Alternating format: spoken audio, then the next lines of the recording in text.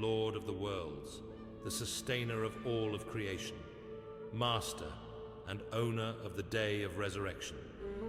Welcome, my dear brothers and sisters, to tonight's Friday Unity Worship Service, a gathering of hearts, a weaving together of souls, a moment to stand against the illusion that divides us. We live in a world drowning in separation. Nations draw their borders in fear.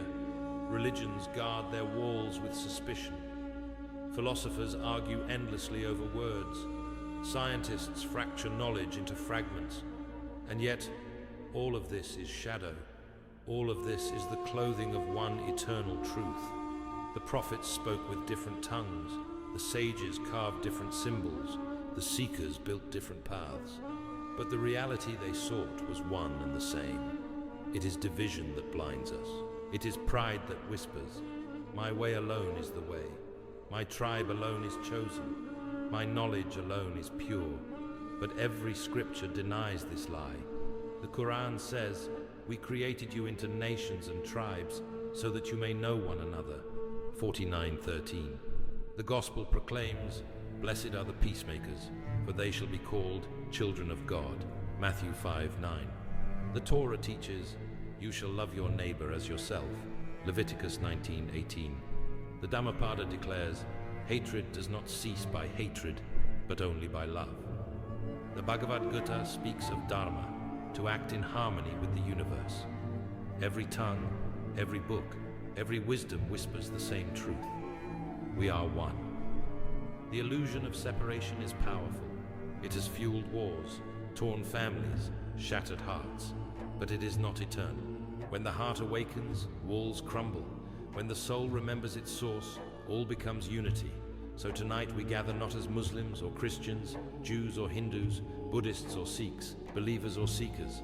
We gather as humanity, one breath, one soul, one destiny. And in this unity service, we move together. After this reflection, we will be uplifted with a fireside talk from the Sheikh, words that burn away the veils and water the roots of remembrance. Then we will enter into dhikr, the remembrance of the divine, the rhythm of unity that aligns heart and breath with eternity.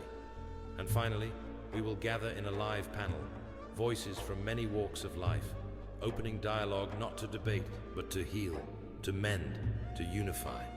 This is our path, not to dream of separation, but to awaken into unity, not to fight for labels, but to rise as forerunners, carrying the seed of humanity into the stars, carrying the mantle of consciousness into eternity.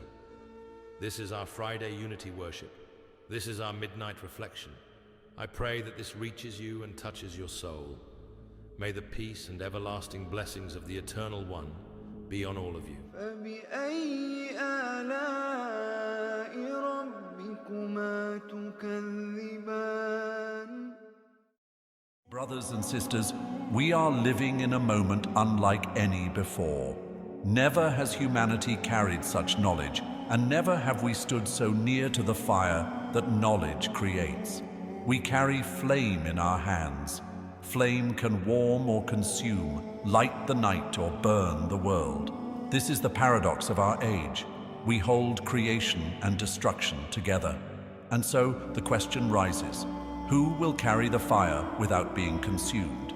Who will lead humanity through this threshold? The answer is the Forerunners. The Forerunner. A Forerunner is the one brought near to God, not by tribe or bloodline, but by the condition of the heart. The Forerunner polishes the mirror of the soul until it reflects the divine light. Every act of mercy clears it. Every act of humility wipes it clean. Every act of love restores its brilliance. Do you know what you are? You are a manuscript of a divine letter. You are a mirror reflecting a noble face. This universe is not outside of you. Look inside yourself. Everything that you want, you are already that. Rumi, 1273. The Mantle. But if the Forerunners walk near to God, what is the trust they carry? This is the mantle, too heavy for mountains, too vast for the heavens, yet placed upon the human heart. The mantle is not a crown. It is a sacred responsibility to guard the spark, to live as servants of truth, to bind our lives to justice, mercy, and love. The great religions are ships, poets, the lifeboats. Every sane person I know has jumped overboard. That is good for business, isn't it, Hafiz? Hafez, 1325. The destiny. This, then, is the destiny of mankind: to survive, to endure, to rise, to carry the mantle into the stars, to become stewards of creation. But the path is not automatic. If we betray the mantle, we fall. If we honor it, we ascend. The ocean can be yours. Why do you fall asleep in the puddles? Seek the true water. Become the wave that carries the pearl of the heart into the endless sea. Attar 1221. The call, brothers and sisters, the time is not tomorrow. It is not for another age. The time of the Forerunners is now. The mantle is ours. The fire is in our hands. The destiny of mankind hangs in the balance. You read to become all-knowing, but never to know yourself. You run to enter temples and mosques, but you never entered your own heart. If you had, you would have found both God and yourself. Bulleh Shah, 1757. So cleanse your heart, take up the mantle, live near to God. For if we rise together as forerunners, our destiny will not be destruction, but ascension.